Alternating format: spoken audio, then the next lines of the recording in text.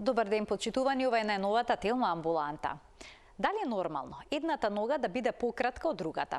Колку често тоа се случува и како таквата разлика влијае врз рбетот, колковите и колената? Постои современа ортопедска техника за продолжување на коската на нозете. Ова е постапка која им овозможува на пациентите постепено да ги издолжат коските, но процесот не е ниту брз, ниту лесен. Колку долго трае? Како влијае врз мускулите и нервите? Кои се ризиците и кога навистина се препорачува? Сите одговори за оваа комплексна хируршка интервенција ќе ги добиете од виш научен соработник доктор Ненад Атанасов, ортопед. Останете на Телма, а поставете ваше прашање во програма.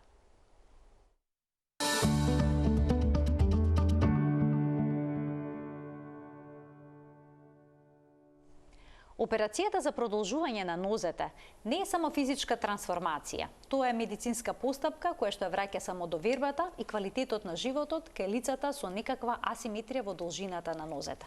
За сето ова денеска деталното разговорот со виш научен соработник доктор Ненад Атанасов, ортопед од Универзитетската клиника за ортопедски болести во Скопје. Докторе, добар ден, добро дојдовте во Телма амбуланта. Добар ден, добро ве најдов во емисијата ви. Благодарам за поканата и ги поздравувам сите гледачи на Телма телевизија. Докторе, дали е нормално да постои мала разлика во должината на нозете? Според некои статистички податоци можеме да кажеме дека 2/3 од светското население всушност има инегалитет на долните екстремитети, што значи дека едната нога е подолга или пократка од другата. Меѓутоа, тој инегалитет не можеме да кажеме дека станува збор за патолошка појава. Бидејќи најголем дел од луѓето воопшто не го ни забележуваат тоа нешто во текот на целиот живот, нити па тоа причинува некакви потешкоти.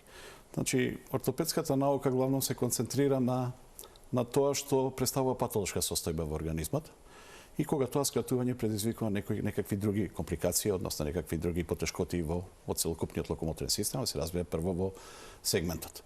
Денес благодарение на некои цртежи кои што ги имаме од страна на Беренс и неговите соработници во 80-90-те години на минатиот век, можеме да видиме како изгледале тие средства за надворешна фиксација во времето на Хипократ. Значи, тоа значи некаде околу 2000 и повеќе од 2000 години од сега. И често со колегите коментираме дека таквите средства за надворешна фиксација се многу слични на денешните циркуларни, односно кружни средства за надворешна фиксација, за кои понатаму се надевам дека ќе проговориме во емисијата. Инаку, тенденцијата за корекција на патолошката симетрија постои од многу одамна. Значи, постои од како што постои научното и систематското проучување на проблемите на локомоторниот систем. И тоа е до ден денес и се разбира дека во секојдневната пракса ги среќаваме тие случаи кои што, повторно ќе кажам, значи потребен е каузален пристап, значи точно оние случаи кои што имаат потешкоти во врска со инегалитетот на екстремитетите. А такви случаи, како што видовме во светската популација, не се многу.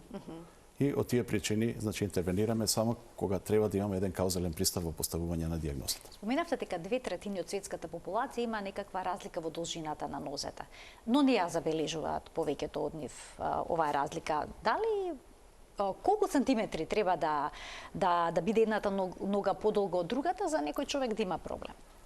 Ние никој пат не се врзуваме за квантитативниот параметр. Значи, може да се случи над 2 центиметри да има пократок екстремитет, меѓутоа тоа да не причинува некаква потешкотија.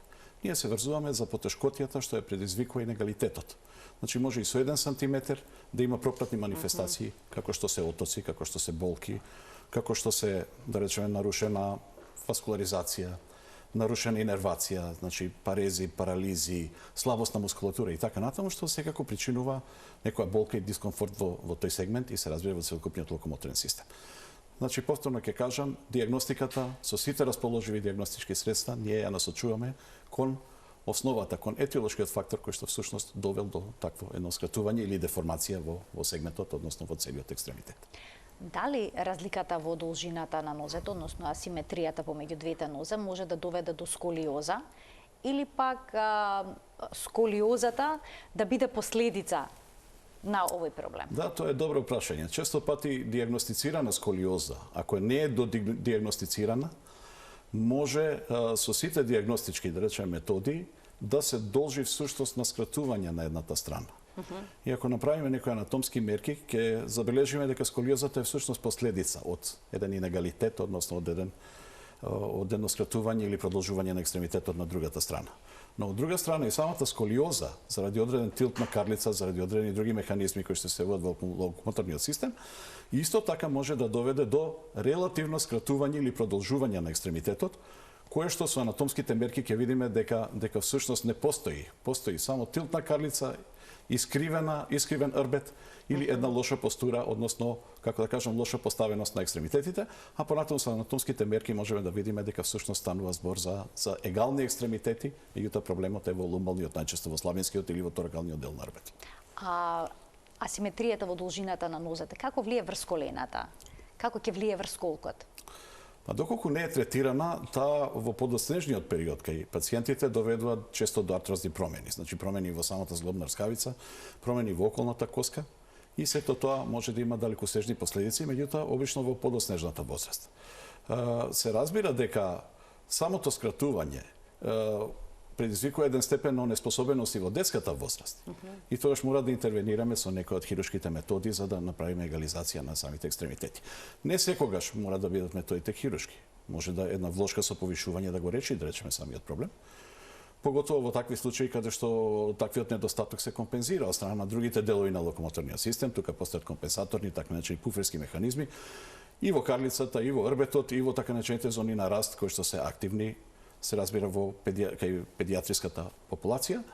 И на таков начин останува дилемата дали треба да се решава со некоја хируршка метода и со помош на диагностичките, повторно ќе кажам, методи, често софистицирани диагностички методи, ќе заклучиме дека еден конзервативен третман е доволен за решавање на тој проблем кај пациентите. А може ли некој дури во староста да забележи дека едната нога му е пократка од другата? Може, се случува и тоа. Со тоа што обично се појавуваат, како што реков, некои други секундарни манифестации во вид на артрозни промени во скочниот зглоб, во колената, некои пати во колковите, зависно од тоа каде е всушност тоа скратување. И тогаш се лоцираме повеќе на тој секундарен проблем во врска со функцијата на зглобовите, повеќе отколку на самиот инегалитет. Заради тоа што и решавањето на инегалитетот е врзано со во одредена возрастна група. Не можеме, доколку еластичноста, да речеме, на меките ткиви или на коската, која што си има своји карактеристики нормално, морфолошки кои што одговараат на секоја возраст, може би тој сегмент, односно најмногу еластичноста на меките ткива да ни оневозможи понатаму да вршиме елонгација во постара возраст. Не би рекол дека е исклучена и таа можност, некој пат се прават елонгации, меѓутоа обично пократки елонгации. И тоа со хируршки методи, најчесто методата на Илизаров, за која што се надевам дека понатаму ќе проговорим. И сега, докторе, како проценувате дали на одреден пациент му е потребна операција за удолжување на коската на долниот екстремитет или пак влошките во чевлите ќе ја завршат работата? Повторно ќе кажам, се насочуваме кон етиолошкиот момент. Често пати станува збор за... А психолошкиот момент? Ако некој има психолошки проблеми поради тоа што едната нога е пократка во споредба со другата? Тоа веќе заслужува анализа на психолошкиот профил, повеќе отколку ортопедско посматрање на пациентите. Заради тоа што, како да кажам, самото скратување, сегменталното скратување предизвикува и физички манифестации. И можеме да кажеме дека тие физички манифестации главно ги терат пациентите да дојдат на некој ортопедски преглед. И затоа велиме инегалитет, едната страна е пократка во однос на другата, па заради тој проблем понатаму прибегнуваме кон конзервативно, односно кон оперативно лекување. Сега како изгледа процесот на оперативно лекување? Што точно значи издолжување на ногата? Како тоа се постигнува? На нашата клиника повеќе години се употребува методот на Илизаров. Тоа е метода на дистракциона остеогенеза. Односно, некаде во 50-те години на минатиот век, Гаврил Абрамович Илизаров, преку неговиот закон на отоварување на затегнување, ги поставил основите на тракцијата на живите ткива, односно на истегнување на живите ткива, и една коскена и една мекоткивна регенерација и низа на репаративни процеси кои што понатаму помагаат да се егализираат екстремитетите. Се разбира, во една таква ситуација, циркуларниот екстерен фиксатор кој што Илизаров го промовира, има многу големо значење. Така, можеме да ги видиме и фотографиите кои што ќе го подкрепат она што вие го говорите. Значи, самиот систем на Илизаров всушност е еден циркуларен екстерен фиксатор.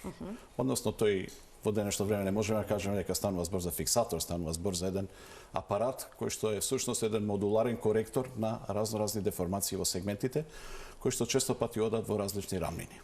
Ова е, да речеме, основната циркуларна конструкција.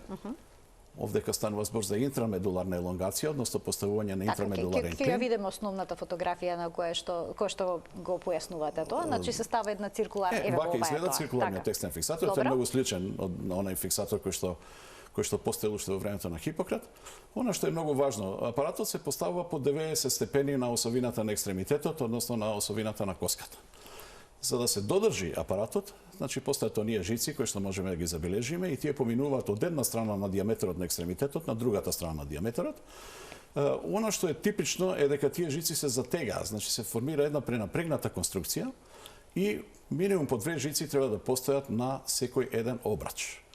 Ваквиот апарат кој што се поставува не може да ја обави својата функција доколку ние не извршиме една јатрогена скршеница. Значи вие кршите всушност коската. Ние мораме да ја скршиме коската и тоа јас не употребувам термин фрактура, обично се употребува терминот кортикотомија кој што е присутен исто во литературата и тој се однесува на надворешната обвивка на коската. Значи таа коска на некаков начин се накршува и нејзиниот континуитет се губи. Во тој момент, во ваква пренапрегната состојба, како што можеме да видиме на сликата, фрагментите остануваат во тоа место. На тоа место како што ние сме прекинале коската. Поради тоа што станува збор за подколеница, се кршат двете коски. Значи и помалата и поголемата коска на подколеницата. И од тој момент настапува еден период на латенција кој што може да трае до некаде до една недела, да се адаптираат сите ткива на таа тешка, релативно, како да кажам, сложена оперативна интервенција. И од тој момент се започна со раздвојување на коскените фрагменти. Значи, раздвојување на коскените фрагменти започна со ритам и со фреквенција од 1 милиметар дневно. Значи, секој ден по 1 милиметар се растегнуваат? Секој ден по 1 милиметар се растегнуваат и често пати 1 милиметар, како еден инкремент е премногу за организмот, па тоа го делиме на 4 интервали на 6 часа по 0,25 милиметри. За да може на тој начин и меките ткива полесно се прилагодат на таа состојба и самата коска да почне да создава ново коскено ткиво. Се разбира дека нашето очекување на крајот на елонгациониот процес да започне процес на коскено создавање кој што всушност започна со самата дистракција, со самото раздвојување на коскените фрагменти. Апаратот функционира до онај момент додека таа коска не се ремоделира и не се консолидира, значи на местото на создадениот дефект. Кога тоа ќе се случи, тоа самиот апарат се разлабавува и ни дава еден клинички параметар дека веќе коската е спремна за едно самостојно механичко оптоварување. Тоа се разбира дека е многу долготраен процес и често пати апаратот, колку што ни е потребно за да извршиме елонгација, уште толку, а можеби уште двојно повеќе ни е потребно апаратот да остане на самото место, за да се формира нова коска, за понатаму да може безбедно да го извадиме и да сметаме дека со таа коска може екстремитетот да функционира како подолг екстремитет. Колку сантиметри максимум може да се постигнат во издолжување на ваков начин? Па можам да кажам дека секој ден се реферираат нови резултати и рекордни постигнувања. Се разбира дека двоцифрените вредности веќе се едно рекордно постигнување за организмот. Гаврил Абрамовиќ Илизаров во своите, особено во неговите студии, во неговите книги, постојано говореше дека 1/3 може да се издолжи од првичната должина на коската. Значи, ако се 30 сантиметри, значи може 10 сантиметри да се издолжат понатаму. И ако се премине таа граница, тоа се преминува границата на биолошкиот капацитет на сегментот. И тоаш на место стимулативни процеси на ново коскено формирање, тоаш може да настапат и дестимулативни процеси, што ние се разбира дека не го сакаме, а најмалку пациентот. Значи максимум е 1/3? Тоа е 1/3 од почетната должина. Од почетната должина на коската. Тоа мислам дека сепак е во денешно, како да кажам, со денешниот развој на дистракционата остеогенеза, мислам дека таа граница е помината веќе. Дека е помината бидејќи се многу посовршени и апаратите кои што се применуваат и самиот материјал и самиот дизајн на изработка и тие овозможуваат и подолги елонгации од 1/3 од првичната должина. Колкава ќе биде елонгацијата? Дали зависи и од возраста на пациентот? Дали ќе помладите може да очекувате подобри резултати во споредба со повозрастните лица? Се разбира дека е така, заради тоа што еластичноста на меките ткива е многу значаен момент, заради тоа што издолжувањето не се однесува само на издолжување на коска, се издолжуваат и меките ткива од типот на тетивите, од типот на мускулите, од типот на мускулните, како се вели, обвивки, понатаму фасци, сите останати делови. а особено нервното ткиво кое што знае и да настрада во текот на елонгациониот процес, меѓутоа транзиторно се разбира. Со текот на времето се враќаат функциите во, како да кажам, во една нормална состојба, во најголем број во случаи. Така да самата елонгација е најдобро да се прави кога се активни зоните на раст. Зоните на раст оние кои што всушност се главни во лонгитудиналниот, односно во растот во должина на самиот екстремитет. Така? Во принцип и после затварањето на зоните на раст исто така може да се направи елонгација, меѓутоа во како да кажам, многу помал степен. А кога се затвараат зоните на растот? Тоа е индивидуална работа. Можеме да кажеме дека зоните на раст некаде постојат до крајот на пубертетот и адолесцентниот период, зависно за која зона на раст станува збор, дали на горните, дали на долните екстремитети, на кој сегмент и дали кај машки пол или кај женски пол, и тука постојат разлики, меѓутоа некаде со 18-19 години веќе имаме затворање на зоните на раст и со тоа се намалува и еластичноста на како да кажам, и еластичните карактеристики на органскиот матрикс, односно на органскиот дел на коската, како и еластичните карактеристики на околната мекоткивна обвивка. Дали може ваква елонгација, односно изолжување на коските да се прави како на подколеницата, така и на надколеницата, на бутната коска? Се разбира дека елонгации се прават и на горните и на долните екстремитети. Како одлучувате која коска ќе биде издолжена? Кај некој кој што има некаква асиметрија, дали подколеници или надколеници? Се мера, значи постојат сегментални мерења. И таквите сегментални мерења, поготово во денешно време и компјутерски се мерат и имаме многу една реална представа не само за должината на сегментот, туку и за неговата позиција во однос на рамнините, во смисла дали станува збор за одредена ангуларна деформација и деформациите се коригираат со методот на Глизаров, се разбира. Дали кај ова постапка се користи всушност регенеративната моќ на организмот кога станува збор за коските, нели да се скрши коската, па да се оддалечат фрагментите и на таков начин телото да се натера да создаде нова коска? Токму тоа се случува во организмот, значи затоа велиме дека тоа е еден револуционерен закон на Елизаров за оптоварување на затегнување, кој што покажал дека мекоткивната регенерација како и коскиното ново формирање, така наречената неостеогенеза и неохистогенеза, дека настанува точно кога ќе ги изложиме на одредено истегнување. Тоа истегнување, значи има врска и со самата конструкција на апаратот, бидејќи со движењето, а ние често пациентите ги охрабруваме да се движат со екстремитетите. Да газат на самата нога. И тие жици кои што се пренапрегнати имаат и одредена еластичност, значи не станува збор само за еден, како да кажам, за еден ригиден систем, туку за еден еластичен, пренапрегнат систем, во кој што жиците со своето движење вршат дополнително дразнење, позитивна стимулација на местото на дефектот кој што ние сме го создали. И на таков начин предизвикуваме и кај големи дефекти создавање на ново коскено ткиво. Тоа ново коскено ткиво со години, значи ремоделира, се консолидира и на крај ги поприма особините на околната коска. Ги споменавте жиците на дворешна конструкција. Дали има сега можеби некои посовремени пристапи со внатрешни, со вградени магнети? Да, видовме на сликите дека постои и тоа, точно, значи интрамедуларен фиксатор, кој што понатаму трпи елонгација. Може и со далечинско прегување. Разделуваат коските по тоа? Значи пациентите може активно и треба активно да учествуваат во процесот на елонгација. Независно дали станува збор за екстрафокална остеосинтеза, како што ја применуваме на нашата клиника, или интрамедуларна фиксација, односно интрамедуларен елонгатор, односно продолжувач. На сликите можевме да забележиме дека тој е проследен со обичен монолатерален или еднорамнински фиксатор. Тоа е поедноставен систем, иако во организмот значи има некои своји специфики кои што понатаму се исто така важни за посматрање и за анализа.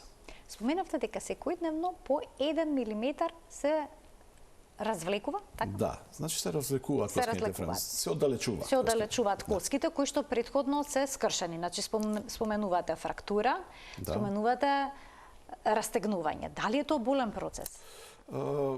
Мислам дека болката е преценета. Повеќе е психичкиот момент околу самата конструкција која што постои и која што се наоѓа на самиот екстремитет. Бидејќи организмот 1 милиметар добро го поднесува. Дури и меките ткива добро го поднесуваат. Се разбира дека настануваат и нус ефекти како што се контрактури во околните зглобови и кои што се исто еден неизбежен дел од целокупниот елонгационен процес. Меѓутоа 1 милиметар, ако е поделен на мали инкременти од по 0,25 милиметри, мислам дека организмот добро го поднесува и болката која што може да постои на почетокот на самиот елонгационен процес, со текот на времето постепено се губи. И пациентот се прилагодува на таа апаратна конструкција која што стои на сегментот, а згоре на сето тоа, мислам дека и психички дека е мотивиран заради тоа што забележува како му се егализираат екстремитетите, односно како се продолжува постепено, како се продолжува оперираниот сегмент. Колку долго може да трае целиот процес за да се постигне посакуваната должина на ногата? Посакуваната должина се постига релативно брзо во однос на тоа колку стои апаратот на самиот сегмент. Аха. Значи стои подолго од колку што е потребно за да се окоски. Кога ние ќе го создадеме тој дефект и кога ќе почнеме да ги разликуваме самите коскени фрагменти, секој ден по 1 милиметар ако разликуваме, всушност 3 сантиметри ќе постигнеме за 1 месец. 9 сантиметри ќе постигнеме за 3 месеци. Меѓутоа формирањето на коска после тоа трае многу подолго. Значи трае исто толкав период ни е потребен за коскена консолидација, а кај поголемите елонгации тоа трае многу подолго. И често пати апаратот треба да се носи и со месеци, дури и со години. Должината никој пат не можеме да ја предвидиме, бидејќи станува збор еден биолошки феномен на создавање на коска под тие услови на растегање кои што ние артифицијално му ги даваме, односно му ги задаваме на фрагментот. Такова и психолошки предизвик меѓу другото. Апсолутно, да. Треба ли ментално да се подготват пациентите пред еден ваков зафат? Да, поготово што пациентите се во една педиатриска возрастна група. Тука е многу важна соработката и со родителите. Тие ни даваат често анамнестички, односно хетероанамнестички податоци, бидејќи децата не може да ни дадат анамнестички податоци за тоа што се случува. И тогаш таа соработка помеѓу лекарот и пациентот, односно помеѓу лекарот и родителите на пациентот е пресудна. Прво за да детето може да поднесе таа апаратна конструкција, нели? Да поднесе и понатаму да како да кажам, да се движи со апаратот во услови кога веќе коската е издолжена. Односно целиот екстремитет е постигнал таа должина која што ние сме ја предвиделе во предоперативното планирање. Во светот се почесто луѓето сакаат од естетски причини да го направат овој зафат. Има инфлуенсери кои што целата постапка ја документираат на социјалните медиуми како начин да добијат некој сантиметар плюс. Има и актери кои што го направиле овој процес за некој сантиметар да добијат во висина. Каде повлекувате границата? Знаете како, мислам дека психолошкиот профил на тој пациент кој што се подложува на тој тип на оперативна интервенција, дека е најважен и дека е пресуден во тие моменти. Ние зборуваме, да речеме, за елонгација на еден сегмент. Кога треба да се направи една естетска елонгација, тоа треба да се направи елонгација на 4 сегменти, значи двете надколеници и двете подколеници. За да има симетрија. За да има симетрија, се разбира. Понекогаш е возможно двете подколеници во еден акт да се оперираат и постепено да се елонгираат заедно. Што се разбира дека колку што има добри страни, има и лоши страни, заради тоа што станува збор за една комплексна метода. Станува збор за метода која што со себе носи и ризици и одредени компликации. И сега, ако си представиме дека ќе се појави некоја од опишаните компликации, како што се контрактури, незараснување на регенератот, па дури инфекции, така наречени пинтракт инфекции, и тоа постои на еден сегмент. Што станува со останатите сегменти? Дали пациентот на вистина ќе биде доволно издржлив и доволно истраен и доволно настојчив да успее да излезе на крај со сите тие компликации кои што постојат. Спомнавме интрамедуларна елонгација, и таму постојат инфекции, и таму постои болка, и таму постои... Кои се најчестите ризици? Значи инфекција? Обично инфекцијата се лоцира на местото на влезот и на излезот на жиците. И тогаш тие ги нарекуваме пинтракт инфекции, и тоа се така наречени странични ефекти, сайд ефекти. Практично мислам дека не постои елонгационен процес без пинтракт инфекција. Тие инфекции нормално се појавуваат и заради реакцијата на меките ткива, бидејќи жиците поминуваат низ меките ткива и на таков начин ги оштетуваат и ги прават поподложни за такви инфекции. Со вадењето на апаратната конструкција, односно на жиците, тие се губат како воопшто и да ги немало. Меѓутоа, згора на тоа, може да постои незараснување на местото на регенератот.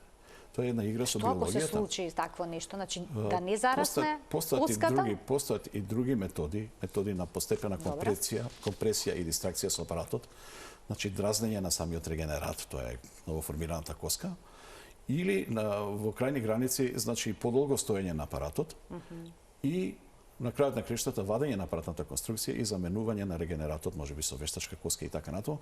Морам да кажам дека во нашата пракса скоро секој пат имало зараснување на местото на регенератот и се надеваме дека и така ќе остане и понатаму. Но доколку тоа не се случи, тогаш доаѓа до трансплантација со коскено ткиво од донор? Можеби и од донор, се разбира, за тоа што станува збор за голем дефект.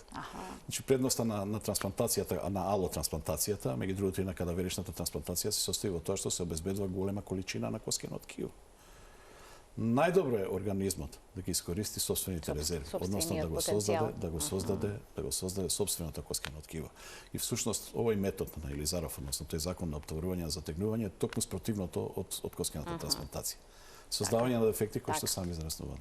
Ќе ги вклучиме гледачите, доколку имаат прашање на денешната тема, можат да се јават на телефонскиот број што испишан на екранот и да постават прашање кое што се однесува токму за оваа комплексна хируршка процедура. Докторе, уште малку ќе се задржам на естетскиот момент. Постои ли некаква етичка или пак законска висина под која што докторот, хирургот, ортопедот би се согласил да направи ваква операција за издолжување на нозете за да се постигне одредена висина кај пациентот? Зависи пред се што очекуваме со елонгациониот процес и колку ни е планот за елонгација. Бидејќи често пати се случува ние да сакаме да постигнеме голема елонгација и голема должина на екстремитетите, меѓутоа организмот тоа да не ни го возможи. Тука постојат ни за состојби, ни за хормонални нарушувања, ни за развојни нарушувања, вродени нарушувања, кои што едноставно самиот биолошки потенцијал не ни дозволува. Проценката на биолошкиот потенцијал е многу важна, бидејќи таа нема да ни дозволи коската да зарасне на тоа место. Значи треба многу една внимателна селекција да се направи на тие пациенти кои што треба да бидат подлегнати на ваков тип на како да кажам, сложено хируршко лекување и биолошки одговор. Значи ние очекуваме биолошки одговор од страна на самите ткива. Често пати има и комплементарно лекување, конзервативно да речеме лекување медикаментозно, како кај нанизам, како луѓе со џуџест раст и така натаму. Во одредена фаза, па после тоа да речеме да следи една елонгација, се разбира со очекување дека ќе до на самото место на регенератот, на самото место на дефектот кој што сме го создали, ќе се оформи ново коскено ткиво. Како изгледа процесот на рехабилитација? Споменавте, се препорачува пациентот веднаш да почне да гази на ногата, но од кога ќе се извадат овие конструкции, дали тој ќе треба да почне да учи да оди повторно со новата нога? Ние го охрабруваме пациентот уште со самиот почеток на елонгацијата да почне да оптоварува на екстремитетот. Што значи дека раната рехабилитација, односно раната физикална терапија всушност започнува со самата елонгација на сегментот, уште дека е пациентот во нашата институција. Ние ги едуцираме пациентите често пати, односно родителите, да вршат елонгација во домашни услови. Меѓутоа тоа може да се врши во центри за рехабилитација. Односно рехабилитацијата постои во текот на целото издолжување, значи во текот или корекција на ангуларна деформација. Ние се концентриравме на процесот на издолжување, значи имаме и корекции на осовините на екстремитетите со оваа метода и така натаму. Значи многу софистицирани би рекол конструкции кои што се разликуваат од оваа конструкција која што ние видовме, таа е обична цилиндрична конструкција. И така натаму, што значи дека во принцип физикалната терапија е многу изворедно важна и за совладување антиеконтрактури кои што ги рековме, укочување да речеме на долниот дел на сегментот под дејство на нашата елонгација која што ние применуваме и така натаму. Значи станува збор за една мултидисциплинарна соработка. Бидејќи станува збор за едно долготрајно лекување. Ќе вклучиме гледач, ќе му дадеме предност да го слушнеме неговото прашање. Добар ден. Ало, добар ден. Во програма сте, повелете. Сакам да прашам нешто за ќе докторот Ненад Атанасов. Така, повелете. Само ќе ве замолам да го намалите тонот на вашиот ТВ приемник, да го следите разговорот преку слушалката, за да можеме да комуницираме течно, флуентно. Повелете. Сакам да прашам за другата нога. Добро. Што ми е многу искривена и да прашам за стапалото доле. Кога можам да дојдам ќе докторот Ненад за термин за операција? Така, добро, ви благодарам за вклучување во програма. Не верувам дека ќе можете да договорите термин во програма, но еве некои насоки, докторе, како се закажува преглед и операција? Се закажува како нормален преглед, нормално ние функционираме во поликлиничкиот простор. Меѓутоа, овдека се отвори уште еден интересен феномен. Значи, тоа е корекцијата на некои мекоткивни деформитети, кои што настануваат заради различни причини. Да речеме, кај детска парализа, кај вродена луксација на кол, кај вроден песеквинов варус, односно искривено стопало и така натаму. Сложени апаратни конструкции, дури во една фаза, во подоцнежна фаза, може да се применат во корекција на ваков тип на комплексни деформации. Се разбира дека лекувањето на тие комплексни деформации е, како би рекол, уште посложено и уште подолготрајно. Меѓутоа, на нашата клиника веќе со години вршиме корекции и на контрактури, и на некои инветерирани, ги велиме ние, стари состојби, односно стари деформации, кои што биле лекувани неадекватно или не биле воопшто лекувани во текот на детството. Ке вклучиме уште еден гледач. Добар ден и за него. Добар ден. Во програма сте, повелете. Може да го прашам докторот? Секако, повелете. Јас пред 3 месеци излегов бев во конкретна терапија, физиотерапевтот ми рече, имам снимки, све имам тоа седиња, ама не можам никако да запкажам термин кај докторите. А сега за физиотерапија или на ортопедија зборувате? За ортопедија. Добро. Уште едно прашање поврзано со начинот на закажување. Ви благодарам за вклучувањето во програма. Ама никога нема покажан термин. Така, ви благодарам за вклучувањето во програма. Повторно имаме прашање кој што се однесува на термините. Очигледно тоа е предизвик. Да, сигурно дека е предизвик. И тоа голем. Можам да кажам следното, дека оваа метода на дистракциона и на компресивна остеогенеза во основа не е животозагрозувачка состојба.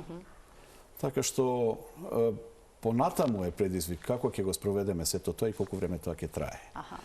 Меѓутоа, освен травматолошките епизоди, кај што методот на Елизаров исто така многу се применува, да речеме кај отворени скршеници, кои што често се комбинирани со инфекција и кај што треба да се интервенира промптно, акутно хируршки, можеме да кажеме дека самиот метод за елонгација или за корекција на деформацијата на екстремитетот е всушност елективна хирургија. И таа не можеме да кажеме дека мораме во моментот да направиме, туку може да биде и одложена и добро да се планира, она што е најважно. Значи, ние правиме предоперативно планирање. Таа апаратна конструкција ние ја конструираме, да речеме, 3 или 4 дена пред да го спроведеме процесот на корекцијата на одредена деформација на сегмент. Да ги слушаме следните прашања на гледачите. Добар ден. Добар ден. Во програма сте, повелете. Поздрав до емисијата, поздрав до докторот и до вас. Ви благодарам. Ми интересира возраста. Која е последната возраст во која може да се изврши оваа хируршка интервенција? Така, ова е едно убаво прашање. Ви благодарам за вклучувањето во програма. Која е горната возрастна граница? Има ли нешто такво? Не постои тако? возрастна граница. Зависно за што ја применуваме методата, односно методот на Елизаров.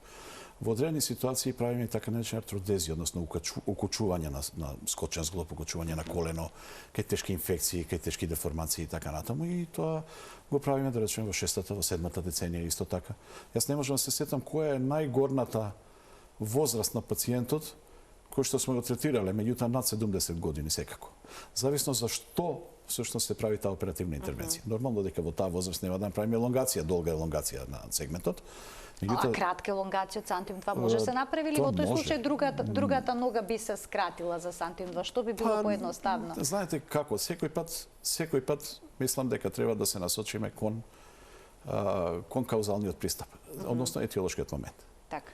Ако етиолошкиот момент е врзан за левиот екстремитет или левата подколеница, тоа ќе третираме левата подколеница. Постојат методи на скратување, односно на запирање на растот, уште додека постојат зоните на раст. Често пати пред крајот на завршувањето на раст. Но што ке возрастните лица? Тоа веќе е кога се затвараат самите зони на раст. Значи тогаш, доколку имаме, да речеме, подолг екстремитет, може да настане, ние ги нарекуваме тие оперативни интервенции епифизиодези. Значи всушност затварање, вештачко затварање со плочки на зоната на раст, за да престане да расте и на тој начин да настане егализација на екстремитетите. Меѓутоа во една возраст, во една напредна возраст, голема елонгација навистина не се препорачува и заради еластичноста на меките ткива. Така, бидејќи споменавте тука се мускулите, тетивите, нервните ткива, крвните садови и така натаму. Уште еден гледач ке вклучиме. Добар ден. Ало, добар ден. Во програма сте, повелете. Благодарам и поздрав до вас и до докторот. Сакам да го прашам. Скоро пред 20 години ми установија еден колега, него ортопед, на клиника дека едната нога ми е пократка. А јас сум одела и на систематски, на се никој не го... Никој не забележал претходно, така? Ама... Имате некакви проблеми? Мола? И дали имате некакви проблеми? Или не? Па да, сега нешто со кичмата, одам на терапија, еве. И така, ногата ме боли, дали од тоа, кога ја слушнав темата кај вас, Така, колку сантима ви е пократка едната нога во споредба со другата? Не ми ни кажа, не ни мере, ама докторот тогаш примети. Така, носите некакви влошки? Не носите. Некогаш носам, ама не сум навикната. Добро, докторе, да немате уште некое прашање пред да дадете совет? Ќе се навратам на тоа што... Ви благодарам за вклучувањето, толку да. Благодарам. Ќе се навратам на тоа што пред тоа го кажавме. Значи, таквите промени, доколку се појавува во детството, во подоснежниот период може да предизвикаат артрозни промени, може да предизвикаат оштетување на рскавицата, може да предизвикаат оштетување во орбетот. Заради тоа искривување компензаторно кое што ние го кажуваме и така натаму. И што е сега решение на оваа возраст? Верувам, тогаш зависи каде се јавува тој дегенеративен процес. Дали се јавува, да речеме, ако се јави во колку дегенеративен процес, знаеме кој е решението, нели? Може да се оди на артропластика, односно на замена со вестачки зглоб, исто така и во коленото и така натаму. Во скочниот зглоб често пати ако бега зглобните површини, односно ако рскавицата е до тој степен оштетена, прибегнување како што рековме и на артродеза, односно на укочување на скочниот зглоб, тука исто така го користиме методот на Илизаров. И всушност од две коски правиме една и на таков начин пациентот може да почне да функционира. Додека не извршиме комплетен преглед, не можеме и да констатираме од каде потекнуваат всушност моменталните тегоби со возрастните пациенти. Така, веќе на почетокот на емисијата споминавте понекогаш во подоцежниот период од животот се забележува дека постои асиметрија во должината на нозете, цел живот може да се живее нормално и да не се знае дека постои ваков проблем. Сега, дали овој зафат што го пишавте ќе остави некакви лузни? Како да кажам, бидејќи жиците се движат во меките ткива, тие оставаат лузни. Оставаат лузни и тие лузни некој пат ни се индикатор за колку сме го издолжили сегментот. Но со денешниот напредок во пластичната и во реконструктивната хирургија, мислам дека тие може да се сведат исто така на најмала можна мера. И пациентот да биде задоволен со комплетниот аспект на екстремитетот, и естетскиот и функционалниот аспект. По еден ваков зафат за продолжување на ногата, дали потоа пациентите може да се вратат на нормалниот живот? Спорт, физичка активност? Се зависи... Или ќе има некакви последици? Секогаш таа коска ќе биде послаба? Се зависи од тоа што ние затекнуваме пред елонгациониот процес и пред процесот на корекција на деформацијата. Значи, ако имаме ние недостаточност, односно скратување на екстремитетот од 9 см, ние и препорачуваме понатаму кога ќе се оформи таа коска, кога ќе се ремоделира, препорачуваме една нормална активност. Меѓутоа, една спортска активност, поготово кај двоцифрените вредности за елонгираните сегменти, веќе може да предизвика и девијација, односно деформација во самиот сегмент, или во некој случај рефрактура. Тоа место каде што ние сме вршеле елонгацијата и кој што ремоделирало, може под влијание на некои механички фактори да се скрши и повторно да има потреба од друга оперативна интервенција. Значи, треба да бидеме внимателни и зависи од степенот на елонгацијата. Кај еден степен од 3 или 4 сантиметри елонгација, можеме да дозволиме и некои послободни, односно како да кажам, и поамбициозни активности, може би спортски активности. Дали тоа значи кога коскено ткиво сепак ќе биде послабо, покршливо во споредба со знаете како, процесот на коскена ремоделација се одвива со години, а некој пат и цел живот. Така тоа е еден динамичен медиум. Тој процес не е статичен. Апсолутно не е статичен, како што не е ни статична ни самата коска, ни самото коскено ткиво. Постојано се обновува. Тоа е еден многу динамичен медиум. Од една страна имаме рушење на коскеното ткиво, од друга страна градење на коскеното ткиво. Костокласите го рушат коскеното ткиво, остеобластите го градат. Со тоа што овој процес на ремоделација е многу поактивен. Многу поактивен кога, бидејќи самиот метаболизам за 5 или за 6 пати се зголемува во самиот сегмент кој што ние го елонгираме. И тогаш можеме да кажеме дека и самата коска не може да реагира како околната коска, туку реагира со интензивни, репаративни, регенеративни и други механизми, кои што траат и после вадењето на апаратната конструкција. Траат со години, а некој пат може би и цел живот. Докторе, има заинтересирани пациенти за оваа процедура, информирани се за неа? Па мислам дека се доволно информирани, поготоа што една соработка помеѓу институциите постои, како да кажам, и нашите колеги знаат отприлика со која со специјалистичка работа се занимаваме и на таков начин и ги регрутира тие пациенти. Има за жал доволно пациенти, има хипоплазии, има развојни аномалии, има дури и бенигни и малигни тумори на коски. Има и вродени, но истекнати причини. Има и вродени причинители, има и истекнати причинители, значи може да се каже дека тука е особено важна и соработката која што постои помеѓу институциите, можам да кажам. Ние имаме соработка, да речеме, со Курган, каде што е изворот на самата метода во Русија, каде што Гаврил Аврамович Илизаров го всушност и да не речем дека го измислил, него го совршил овој метод.